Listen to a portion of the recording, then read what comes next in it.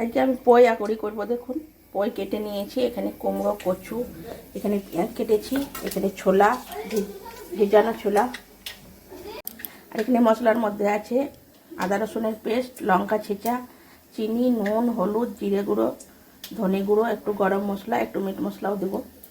কড়াইয়ে দিয়েছি তেল, পাঁচফোড়ন দিয়েছি। এবার পেঁয়াজ ভেজে নেব।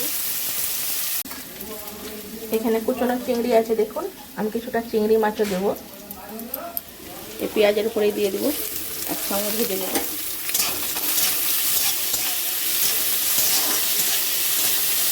পেঁয়াজটা মাছটা আমার ভাজা হয়ে গেছে, এবার মশলাগুলো সব একসঙ্গে দিয়ে দেবো। ভালো করে মশলাটা কষে নেব।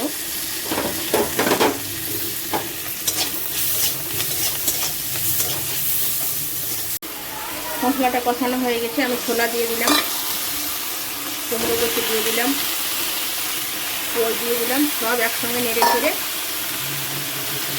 জলটা মারবো, তারপরে জল দিয়ে ঢাকা দিয়ে দেবো।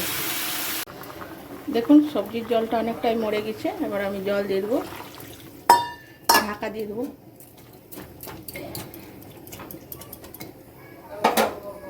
দেখুন পই আকড়িটা আমার হয়ে গেছে, কচু টচু সব সিদ্ধ হয়ে গেছে খুব সুন্দরভাবে, কুমড়োগুলোও গলে গেছে। পই আকড়ি এরকম একটু রস রস ঝোলঝোলি হয়।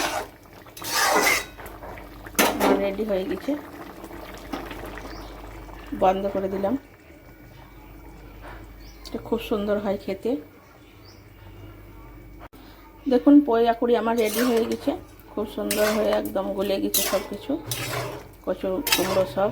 তো এই পই আকড়ি আপনার খেতে খুব সুন্দর হয়, তো একটু ঝোল ঝোল করে নামাতে হয়, একটু রস রস থাকে।